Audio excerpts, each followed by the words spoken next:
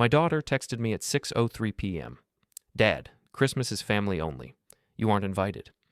A minute later, her husband chimed in. Maybe one day you'll earn a seat at our table. I stared at their messages while sorting their bills.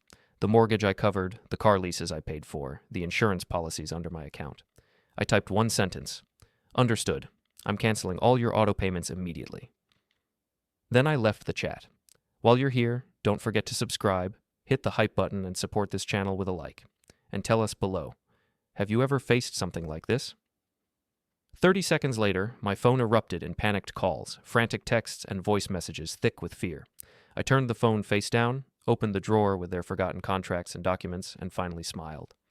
The thing about building someone's entire life is that you know exactly where the foundation cracks. Every beam, every joint, every place where the structure can't hold weight. I built Brianna's house, not metaphorically. I literally bought the property, negotiated the mortgage, and co-signed everything because her credit was garbage and Trevor's was worse. The deed sat in my safe, transfer papers unsigned, gathering dust for 3 years while they played house. I refinanced their cars when the dealership threatened repossession. Twice. I covered 9 separate business emergencies that were really just Trevor's sports betting losses and Brianna's designer shopping sprees. I paid for private school, swim lessons, dance classes, summer camps, and I wasn't family. The calls kept coming. I let them ring. Each buzz against the wooden desk felt like a small victory, a tiny earthquake in their perfect world. My ex-wife Lorraine would say I'm being petty. Maybe, but Lorraine wasn't the one getting erased from Christmas photos, blocked from grandchildren's birthday parties, or hearing 7-year-old Caleb repeat scripted lines about Grandpa being old-fashioned and difficult. I opened my laptop and logged into the bank account. Monica Hale, my banker for 15 years, had already flagged the auto pay cancellations. She'd called earlier, concerned. Harold, you sure about this? Never been more sure of anything. They're going to panic. Good. The first payment to bounce would be the mortgage, due in 4 days, then the car leases, then the utilities, then the HOA fees for their ridiculous gated community where Trevor loved to peacock around in his luxury sedan. My luxury sedan, technically, since I co-signed that too. I made a list. Old habit from my consulting days. Lists keep you honest. They show you what's real versus what's comfortable fiction. Financial ties. Brianna and Trevor. Primary mortgage, $487,000 remaining. Car lease. Trevor, $1,200 a month. Car lease, or Brianna, $980 month. Private school, Caleb and Haley, $12,400 month. Home insurance, $340 month. Life insurance policies, $180 month. HOA fees, $650 month. Utility auto pay backup, $300 month average. Emergency credit line, my name, $45,000 available, $38,000 used. Total monthly obligation for my accounts, $6,050, not counting the mortgage. Total I'd paid over 3 years, somewhere north of $215,000, and I wasn't worth a seat at their table. My phone lit up again. Brianna's face filled the screen. A photo from 5 years ago when she still smiled at me like I mattered. I watched it ring out. Then Trevor called. His contact photo was blank. I'd never bothered adding one. Then Brianna again. Then Trevor. Then a text from Brianna. Dad, please answer. Then Trevor. We need to talk now. Then Brianna. This isn't funny. I poured myself 2 fingers of bourbon, sat in my leather chair, the one I bought 30 years ago when my business was just taking off, and felt something I hadn't felt in 3 years. Peace. The next text came from Brianna at 7:45 p.m. Dad, I'm sorry. Can we please talk about this? Too late for sorry. Sorry was 3 Christmases ago when Trevor first suggested I was too negative for family gatherings. Sorry was 2 years ago when Brianna stopped answering my calls. Sorry was last month when Caleb asked why Grandpa never visits anymore, and Brianna told him I was too busy with my own life. I opened my email and found the message I'd drafted a week ago, back when I still thought maybe they'd come to their senses. The subject line read, To my daughter, what you need to know. I deleted it. Some lessons you can't teach with words. At 9:30 p.m., Trevor's truck pulled into my driveway. I heard his door slam, heard his footsteps on the gravel, heard him pound on my front door. Harold, open up! I sat in the dark living room 20 feet from the door and didn't move. I know you're in there. Your car's here. He pounded again, harder. This is insane. You can't just cut us off. Actually, I could. That was the beauty of it. Every account, every payment, every safety net. I'd built it all in my name because they couldn't qualify on their own. Not 3 years ago, not now, probably not ever. "We'll figure this out without you," Trevor shouted. "We don't need your money." I almost laughed. They'd proven exactly how much they needed it about 3 hours ago when the panic started. He kicked the door. Once, twice. "You'll regret this, old man," I whispered to the darkness. "Son, I already regret raising you." His truck roared out of the driveway, spitting gravel. I finished my bourbon and went to bed. Tomorrow I'd call Elliot Barnes, my lawyer. We had work to do. Elliot's office smelled like leather and old books, the kind of place where serious things got handled by serious people. He'd been my attorney for 20 years, ever since I sold my first business and needed someone to make sure the buyers didn't screw me on the contract. He looked at the spreadsheet I'd prepared, then at me, then back at the spreadsheet. "Harold," he said slowly, "you didn't lose your daughter today. You finally saw who she became." "That's supposed to make me feel better?" "No, it's supposed to make you think clearly." He leaned back in his chair. "You want revenge or you want resolution? What's the difference?" "Revenge feels good for a minute. Resolution fixes the problem permanently." He tapped the spreadsheet. "You have leverage they don't even understand. The question is what you want to do with it." I'd been thinking about that all night. Brianna had called 6 more times before midnight. Trevor had sent a dozen texts ranging from apologetic to threatening. None of it mattered. "I want them to understand what they did," I said. "I want them to feel it." Elliot nodded. "Legally speaking, you're clear to withdraw support.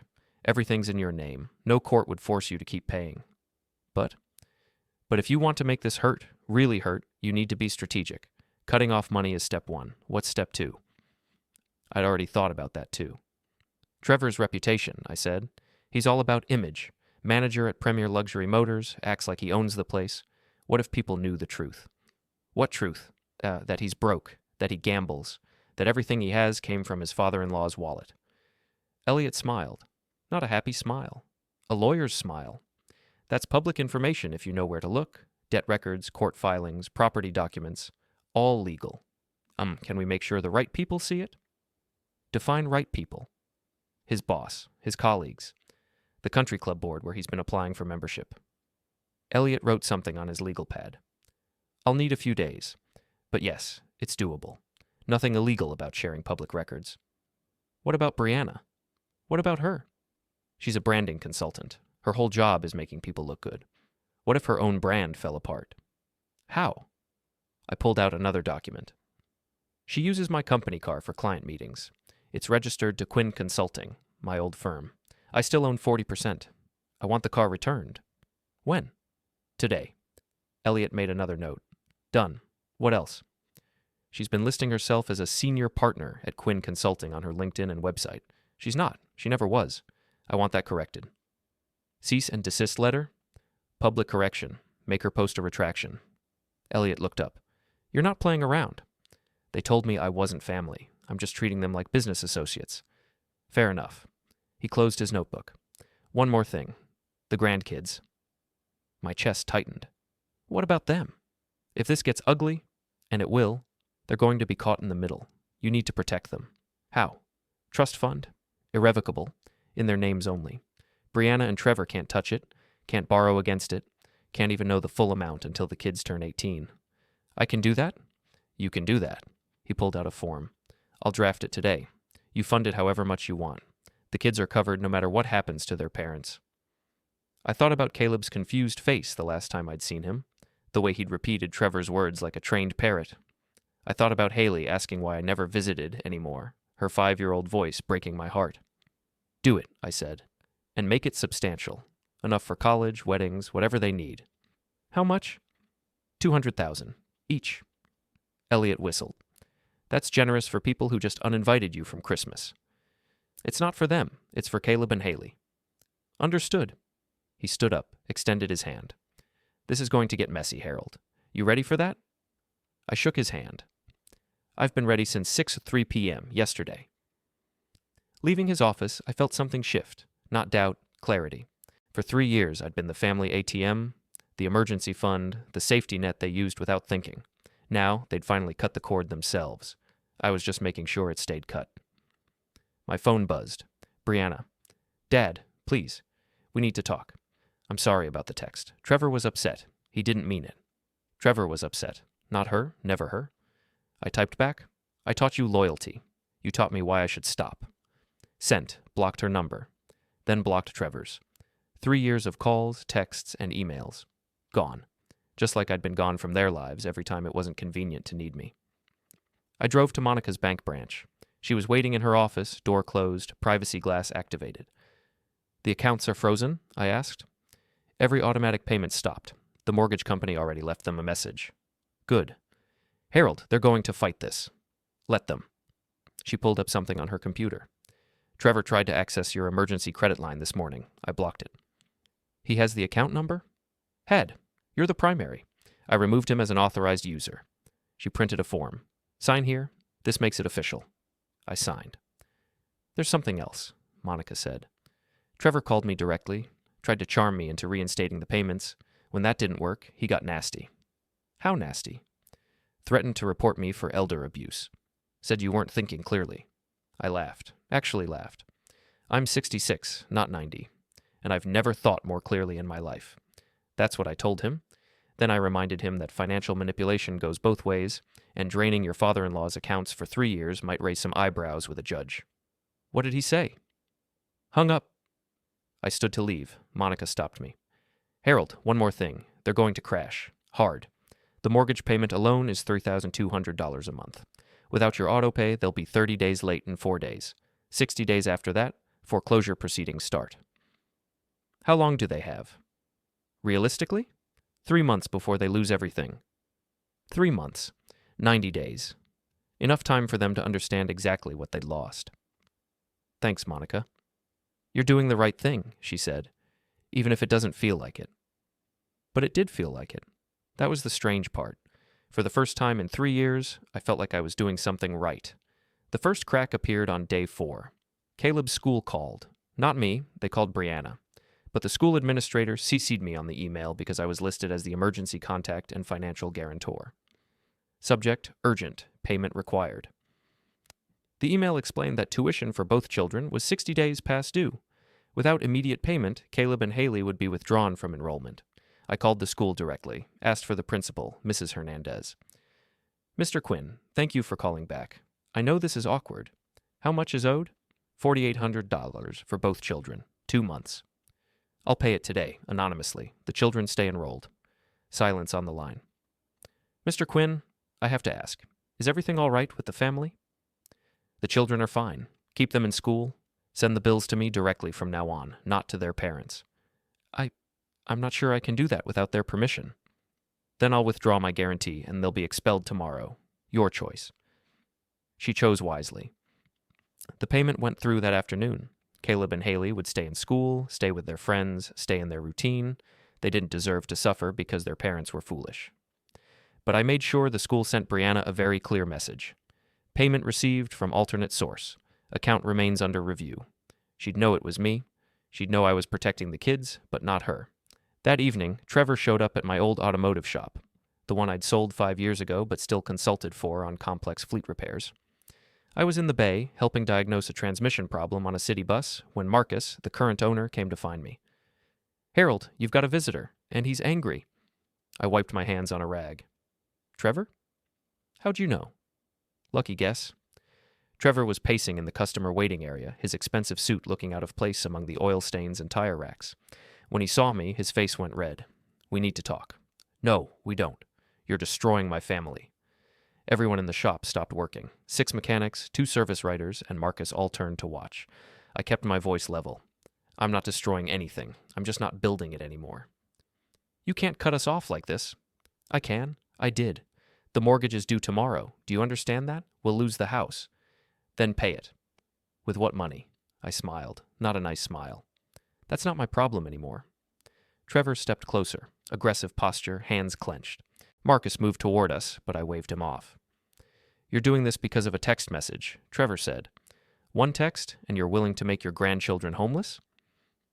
You made them think I didn't care about them. You poisoned them against me for 3 years. You erased me from every family event, every holiday, every birthday, and now you're worried about them being homeless. You told Caleb I was too old to play with him.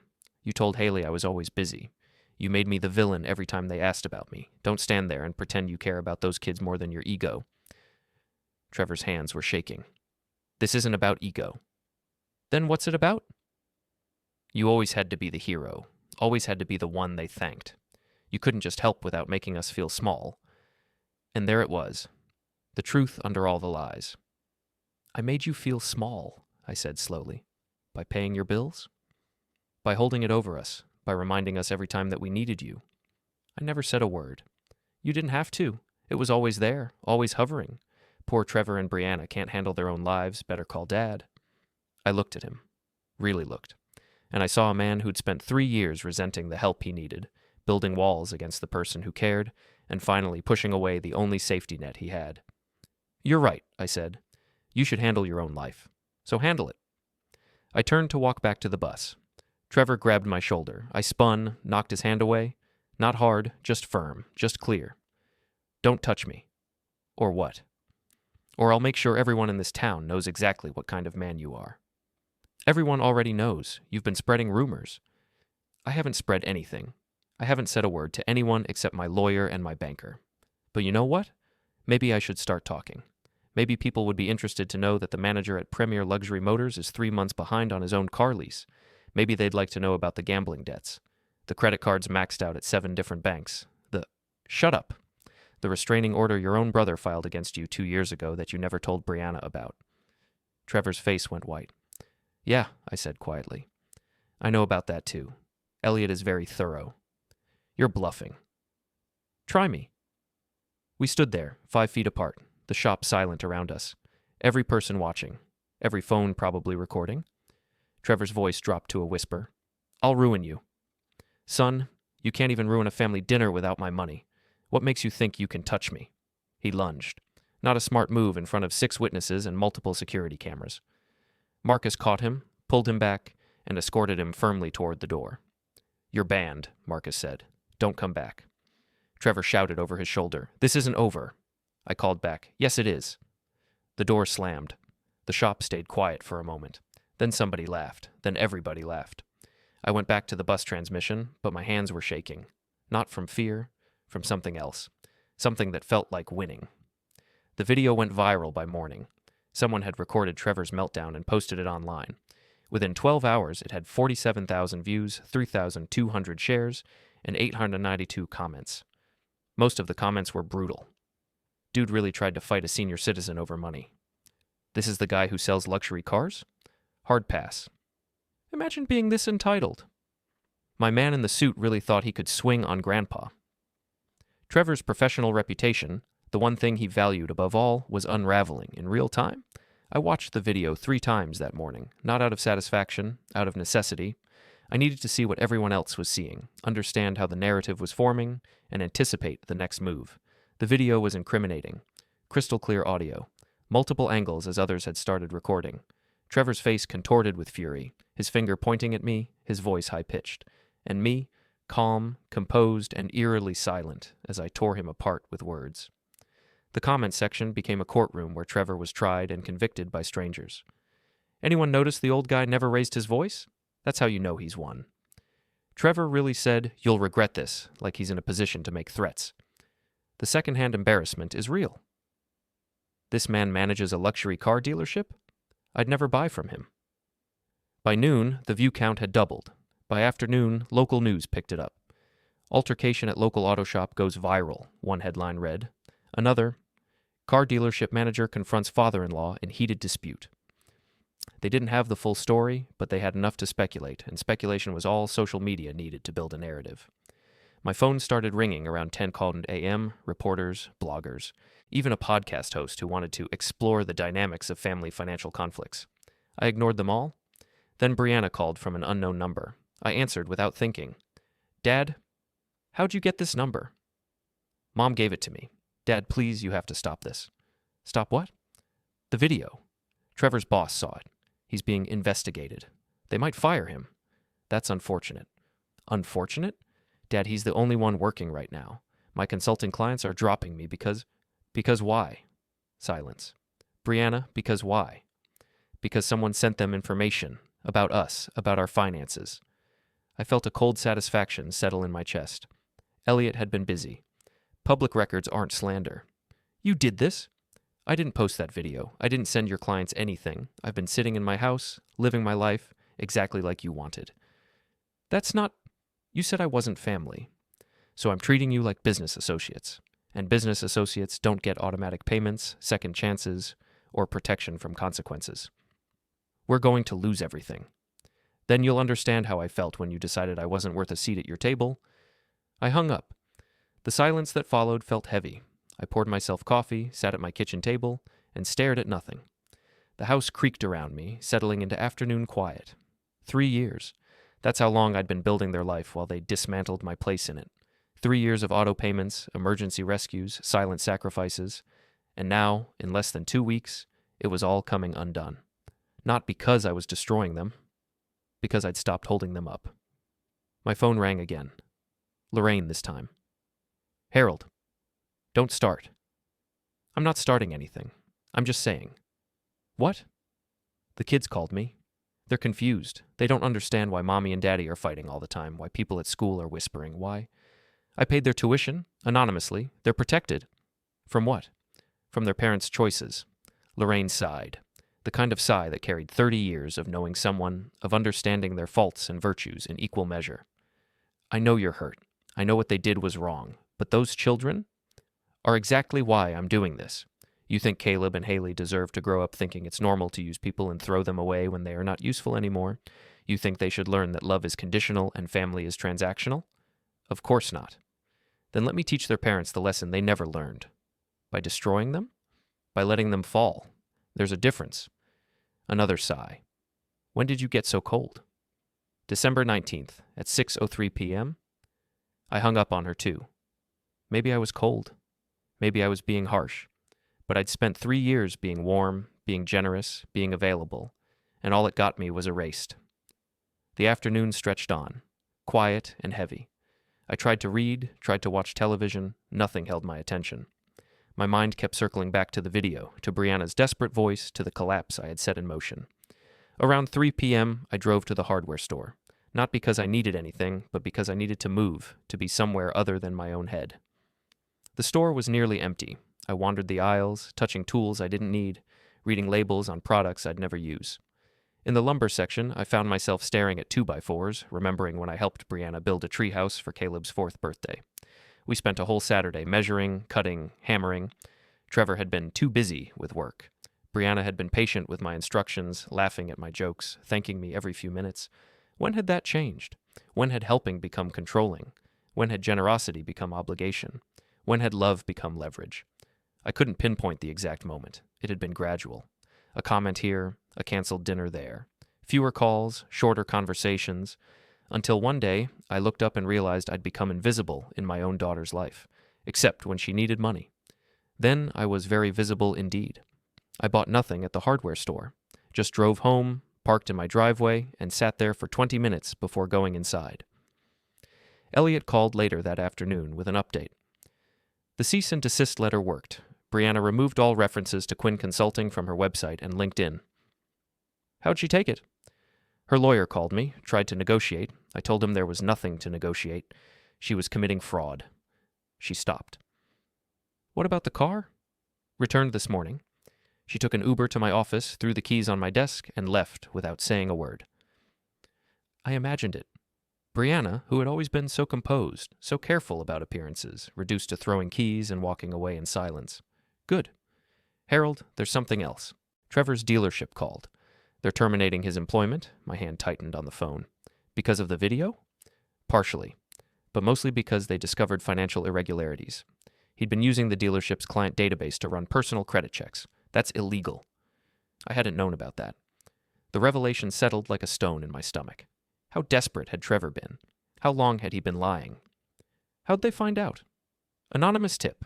Very detailed, very thorough. You? I don't comment on anonymous tips. I smiled despite myself. Of course not. There's one more thing, Elliot said, his voice dropping. Brianna filed a complaint with Adult Protective Services. She claims you're being financially exploited and manipulated into cutting them off. Are you serious? Completely. An investigator is coming to interview you tomorrow. The audacity stunned me. After 3 years of draining my accounts, she was claiming I was the one being exploited. Will it go anywhere? Not a chance. You're clearly competent, making your own decisions, and the financial records show 3 years of payments going one direction. If anything, they might investigate her for elder exploitation. Good. You really want that? I thought about it. About Caleb and Haley watching their mother be investigated by social services. The questions they'd ask, the fear in their eyes. No, let it drop. I don't want to put the kids through that. You're a better man than me. Debatable. After hanging up, I sat in my leather chair, thinking about Trevor losing his job. The car dealership had been his identity, his claim to status. Without it, he was just a man with massive debt and no way to pay it. Part of me felt satisfaction. The larger part felt nothing at all. That night, I called Caleb and Haley from Lorraine's phone. Brianna answered. Mom? It's Harold. Put the kids on. Absolutely not. Put them on, or I'll have my lawyer file for visitation rights. Silence. Then Caleb's voice. Grandpa. Hey, buddy, how are you? Okay, I guess. Mommy and Daddy are fighting a lot. I'm sorry about that. Are you mad at us? No, I could never be mad at you. Daddy said you're mad at our whole family. I'm mad at your daddy, not at you. Why? Sometimes grown-ups make bad choices, and others have to show them consequences. What's consequences? It means something bad happens to remind you not to do it again. Like timeout? Yeah, like timeout. Is Daddy in timeout? Kind of. For how long? I don't know yet. Haley's voice. Is that Grandpa? I want to talk. Grandpa, I miss you. I miss you too, sweetheart. Mommy said you're too busy to visit anymore. That's not true. I'm never too busy for you. Then why don't you come over? Because your Mommy and Daddy need time to figure things out. But you could still visit me and Caleb, right? I hope so. Promise? I promise. You will always have a seat at my table. What table? Never mind. Grandpa loves you no matter what. Love you too, Grandpa. The call was disconnected. Brianna had taken it back. I sat there staring at Lorraine's phone, feeling the weight of what I was doing. Not regret, just weight. My daughter and her husband were panicking, their perfect life falling apart, and I was the one holding the sledgehammer. But they handed me the hammer. I just decided to use it. That night, I couldn't sleep, replaying conversations, justifying decisions. There was no other way. I'd tried everything else. So I pulled the foundation out from under them. Now I had to watch them fall. The mortgage payment bounced on day 7. The bank sent a formal notice. 30 days to pay or face foreclosure proceedings. I knew because Monica forwarded me the notification. She wasn't supposed to, but we'd been friends for 15 years, and she knew exactly what was happening. We met at a small coffee shop on the edge of town, a place where nobody knew us and nobody cared about our conversation. They tried to get a bridge loan, she told me, her voice low. 4 different banks, all rejected. Why? Debt-to-income ratio, they're buried. And with Trevor losing his job, they have no stable income to show lenders. She pulled out a folder, slid it across the table. Inside were photocopies of loan applications, credit reports, bank statements, the documentation of a financial collapse. I scanned through them. The numbers were worse than I'd imagined. Trevor had maxed out 7 credit cards. Total balance, $83,000. 3 personal loans from predatory lenders. Combined APR over 29%. A second mortgage I hadn't known about, taken out 8 months ago. They'd burned through that money already. What about Brianna's consulting? She had 3 clients. 2 dropped her last week. The third is a small nonprofit that pays $500 a month.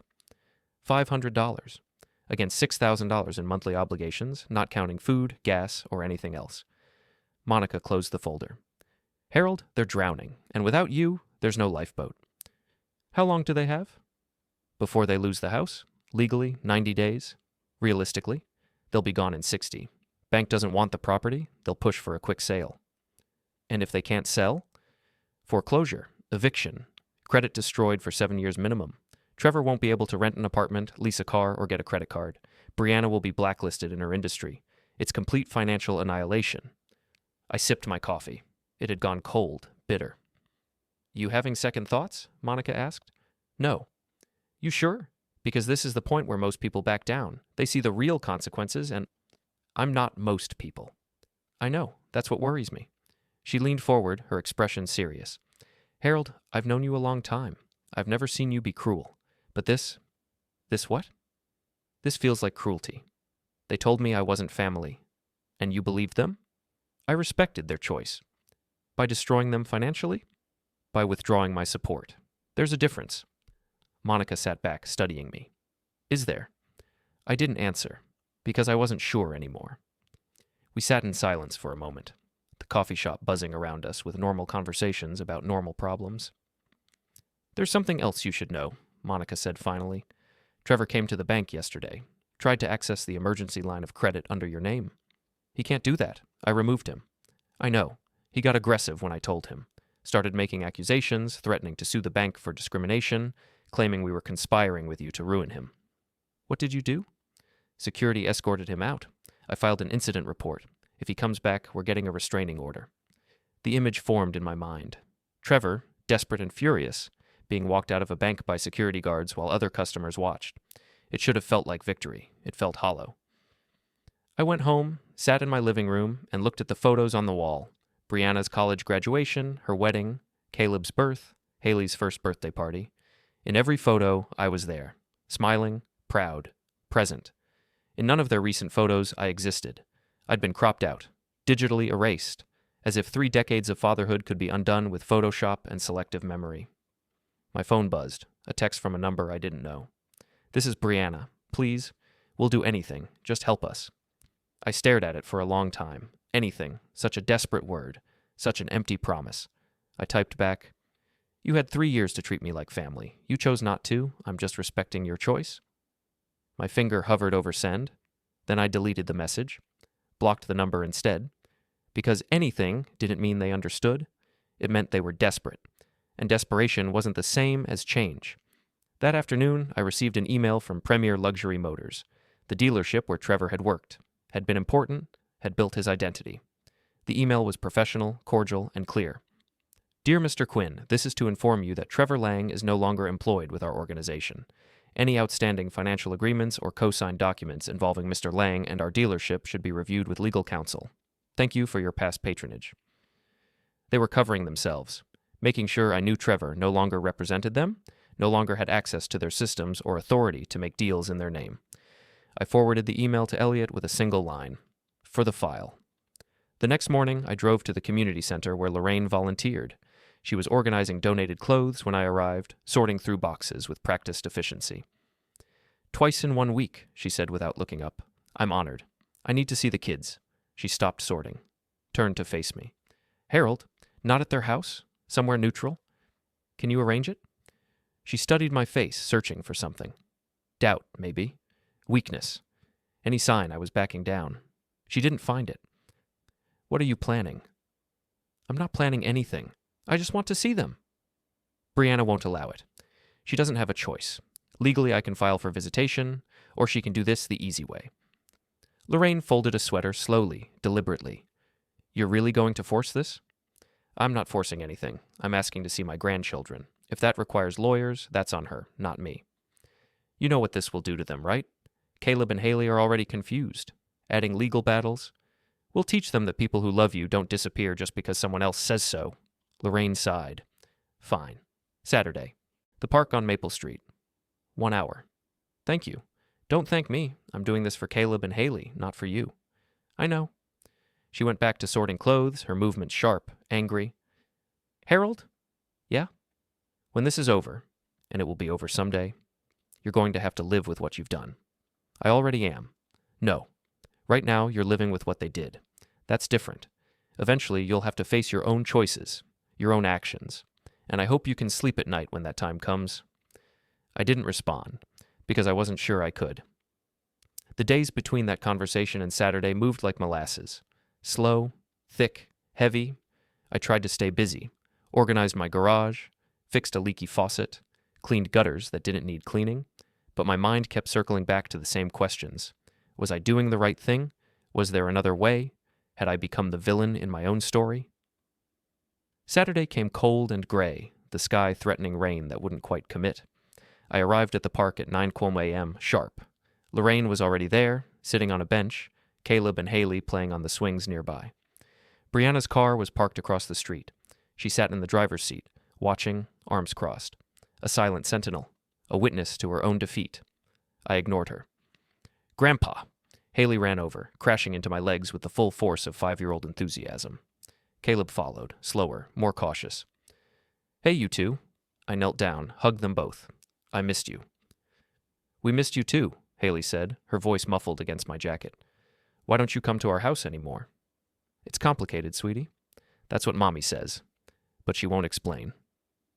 Caleb was quiet, watching me with those serious 7-year-old eyes that seemed to understand more than they should. Finally, "Did you and Daddy have a fight?" "Yes." "Mommy says you're being mean to us." "What do you think?" He considered, his face scrunched in concentration. I think you're not mean. But I don't understand why everyone's so sad all the time now." I sat on the grass.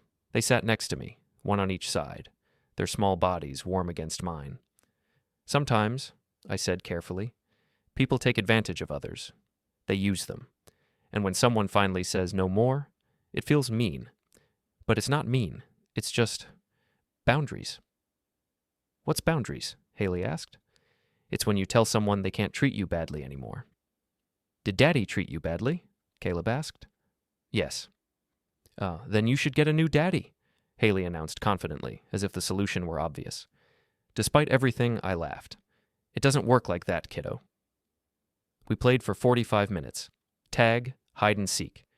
I pushed them on the swings until my arms ached, their laughter cutting through the gray morning like sunlight. And for 45 minutes, everything was normal. Then Lorraine checked her watch. "Time to go." "Already," Haley whined. "Already." Walking them back to Lorraine's car, Caleb grabbed my hand. His small fingers wrapped around 2 of mine, holding tight. "Grandpa?" "Yeah, buddy?"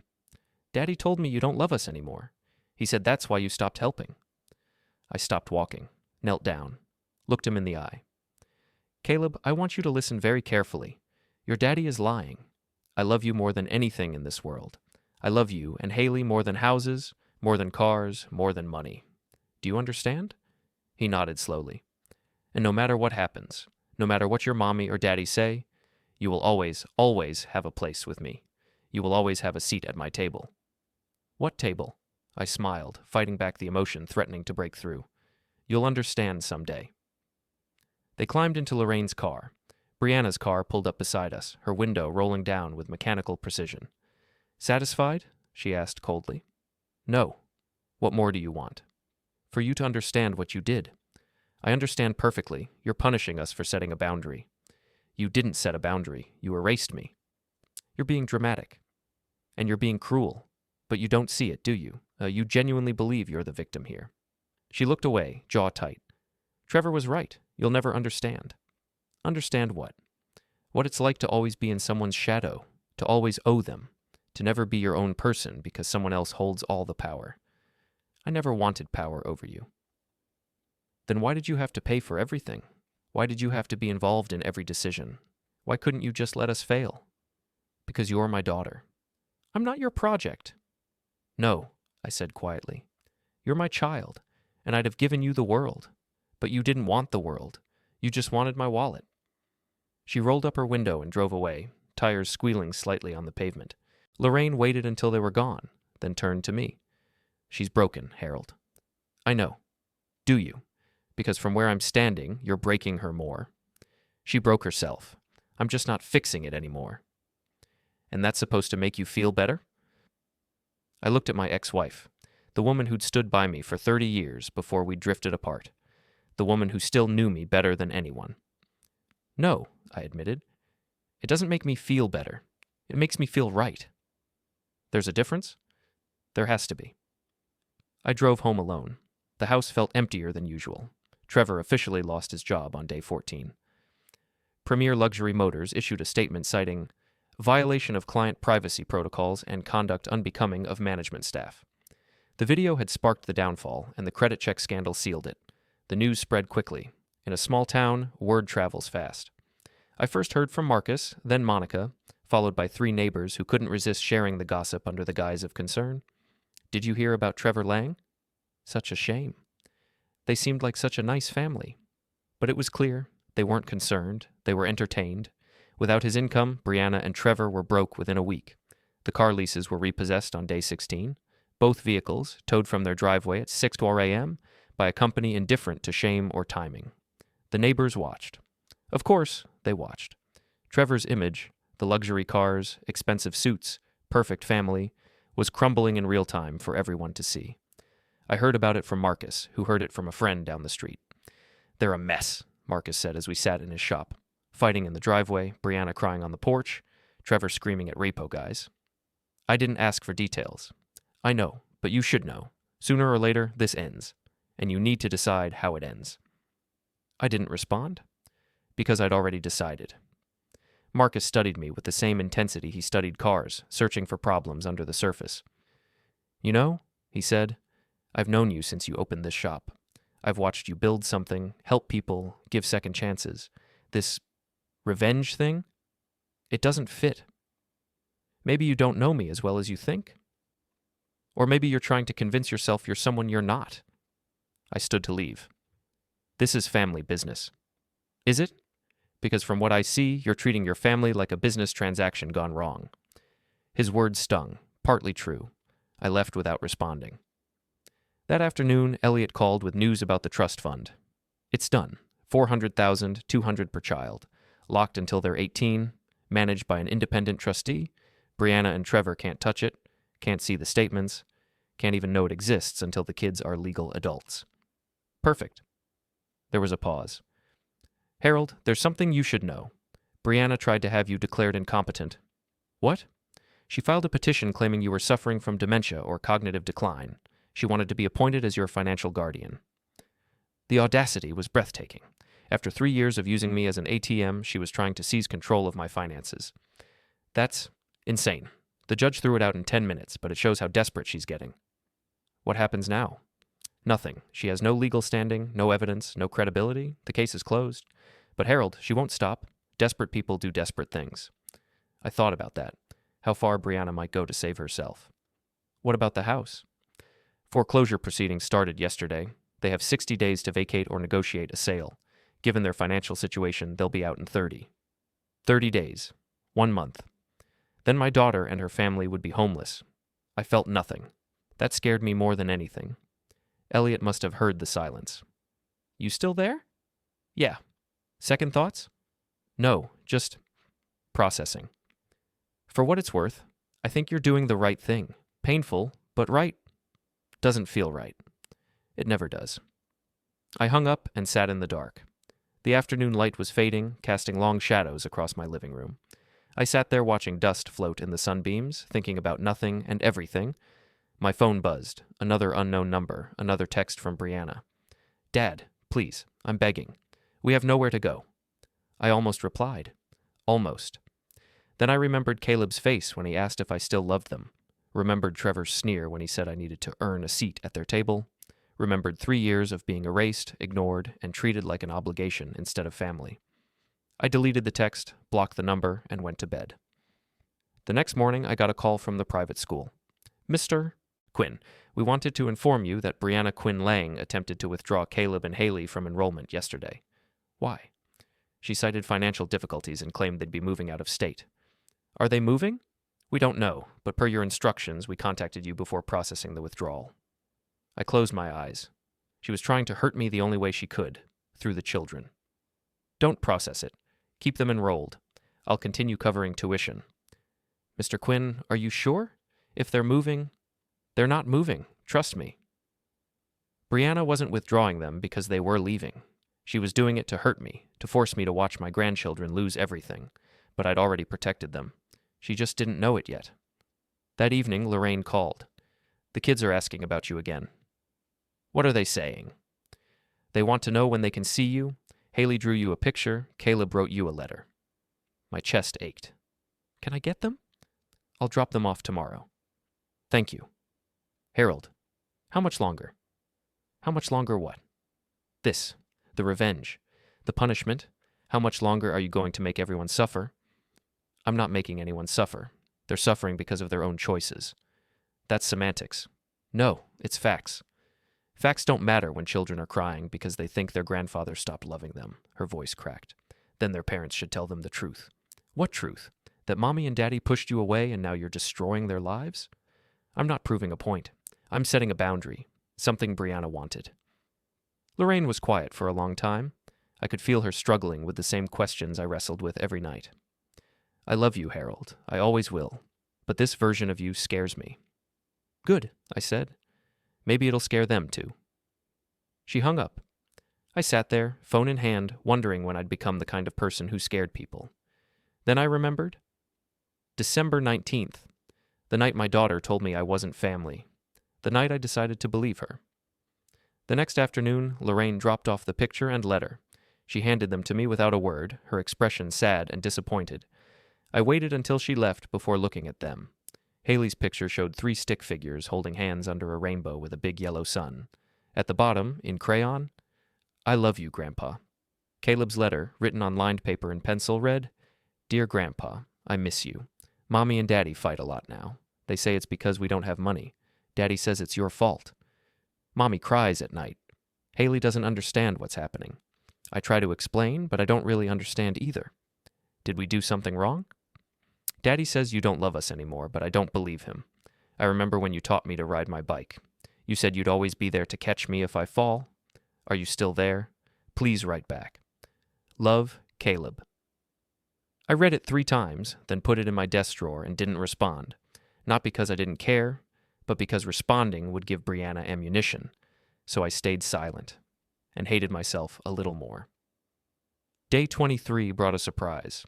Trevor showed up at my house, not angry this time, defeated. I watched him through the window. He sat in his borrowed car, some beat-up Honda that looked nothing like the luxury sedan he used to drive, for 10 minutes before finally getting out. He knocked, quiet, polite. I opened the door. Harold. Trevor. Can we talk? About what? About fixing this. I almost laughed. There's nothing to fix. You broke it. You live with it. I know I screwed up. I know I said things I shouldn't have. But please, Brianna is falling apart. The kids are confused. We're about to lose everything. You already lost everything. You're just noticing now. I'll do anything. Apologize publicly. Pay you back. Whatever you want. What I want is impossible. Try me.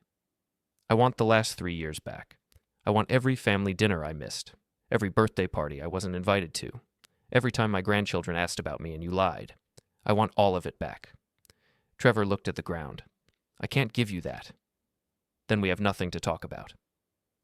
Harold, please. I'm not asking for me. I'm asking for Caleb and Haley. Don't use them as shields. You didn't care about them when you were poisoning them against me. I never. You told Caleb I was too old to matter. You told Haley I was always busy. You made me the villain in their story because it was easier than admitting you were failing. I was trying to protect them. From what? From seeing us struggle. From knowing their parents couldn't provide. So you blamed me? Made them think I abandoned them? Trevor's hands were shaking. I didn't know what else to do. You could have told the truth. You could have been honest.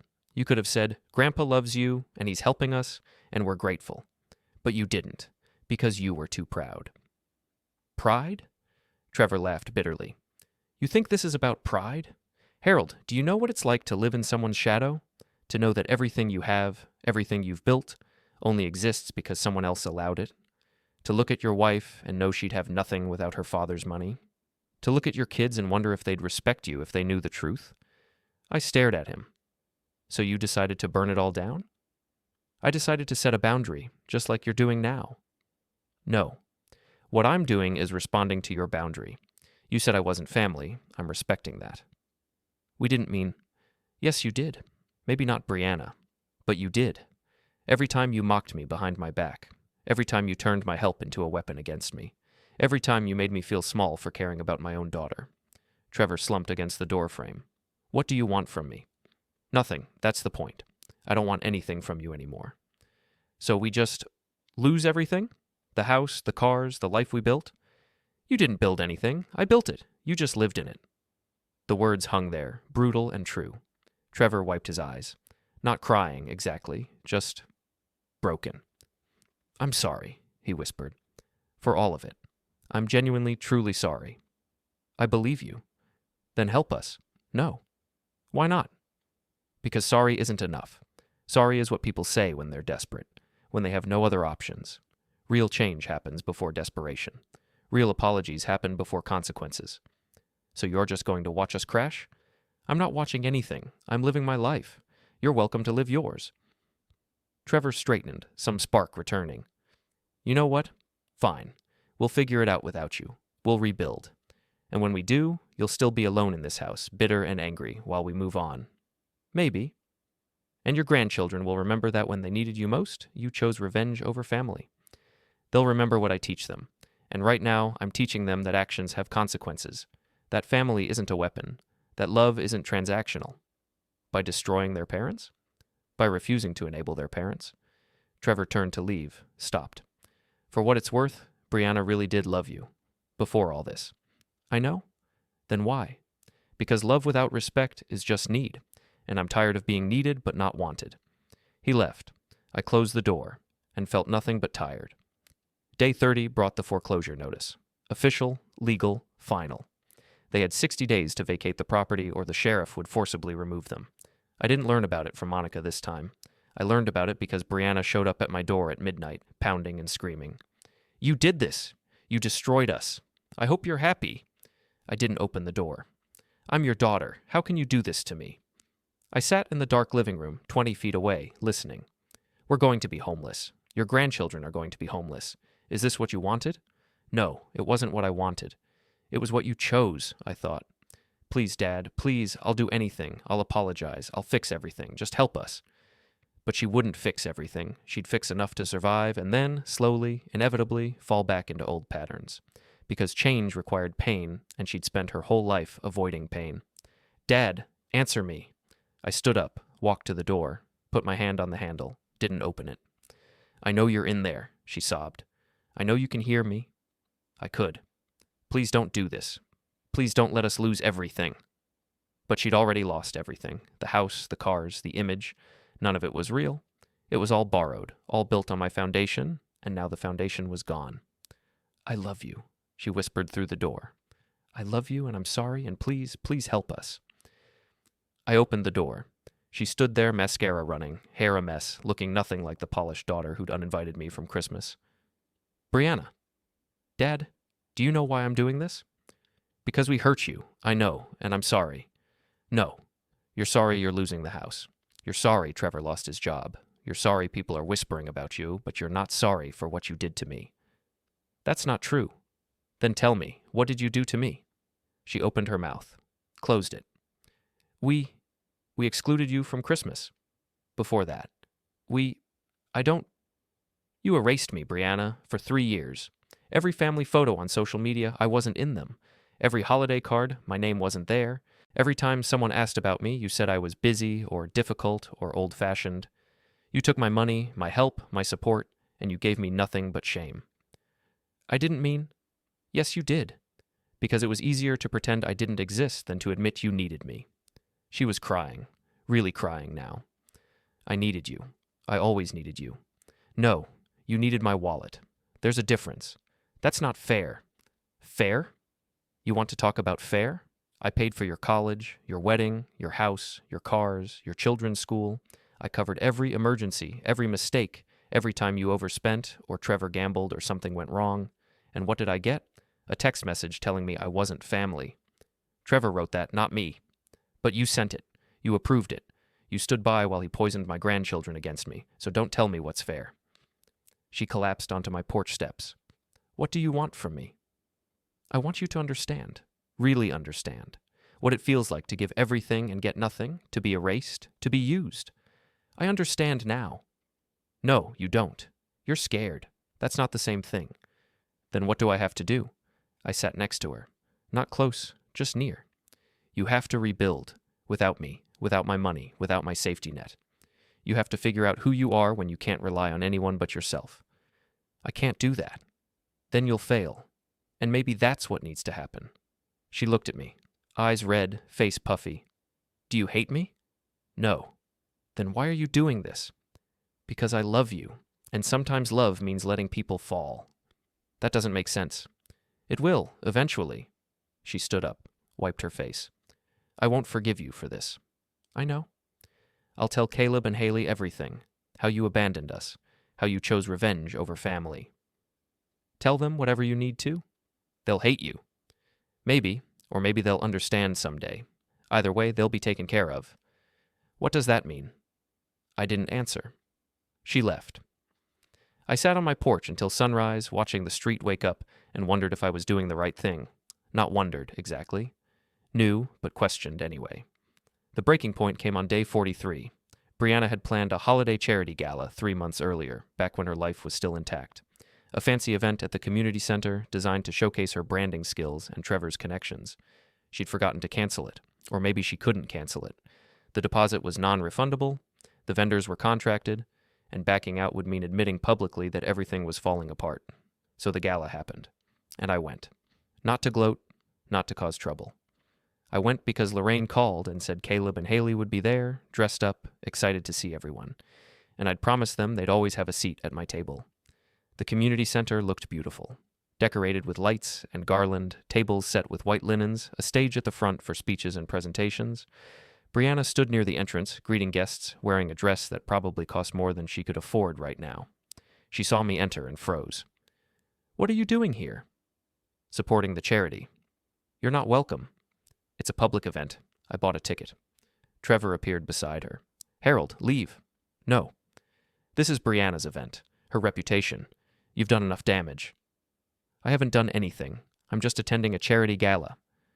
People were starting to notice, starting to whisper. Brianna's face went red. "Please, just go. After I see my grandchildren." "You can't. Grandpa."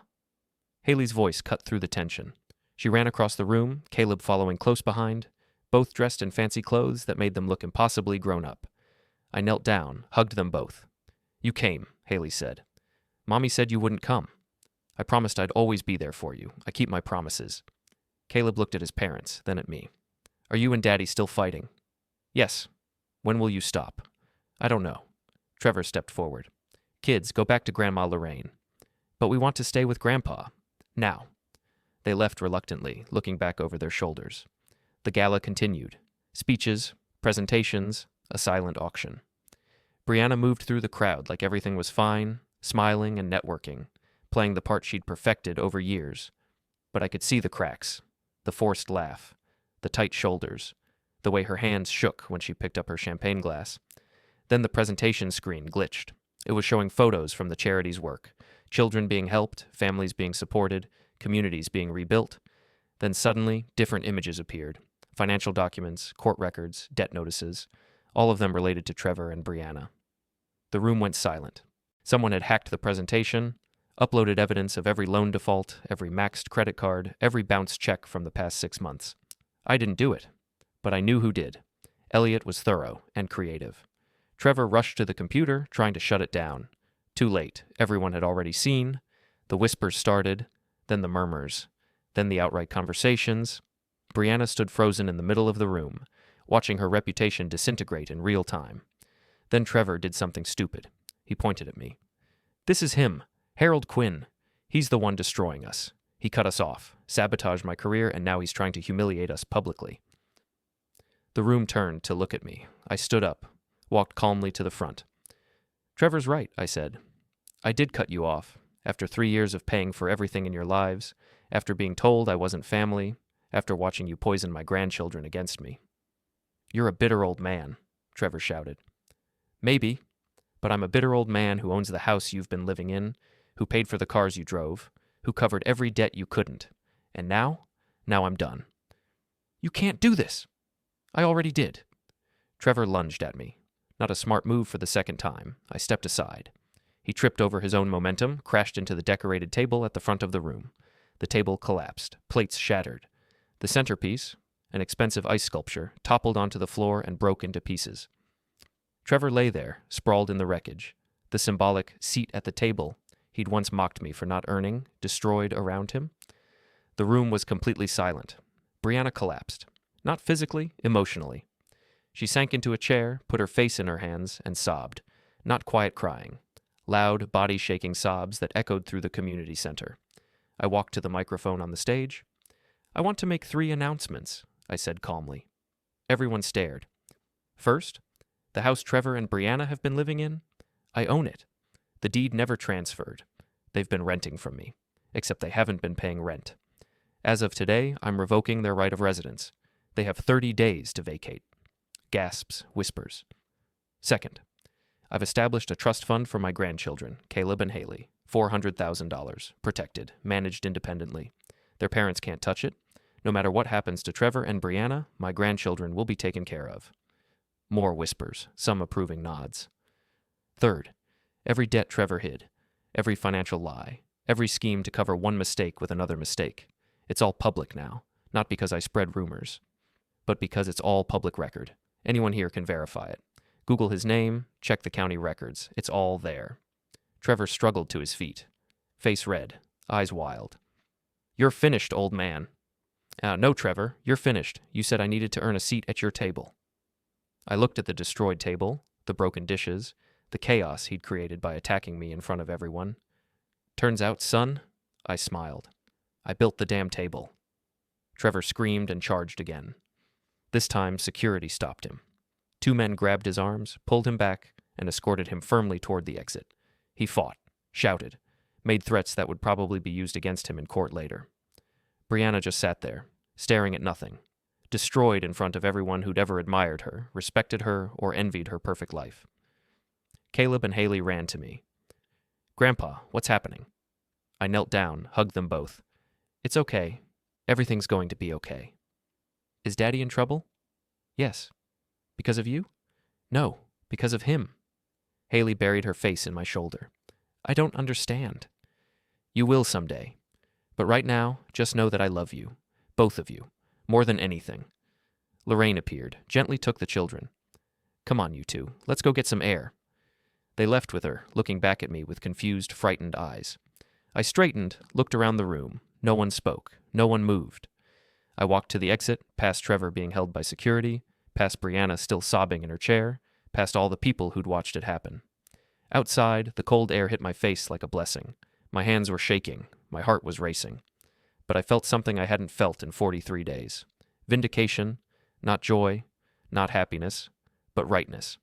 The kind of rightness that comes from standing your ground, from refusing to be erased, from fighting back against people who thought you were too old, too weak, too kind to defend yourself. I got in my car and drove home. Behind me, the gala was over, and so was their perfect life.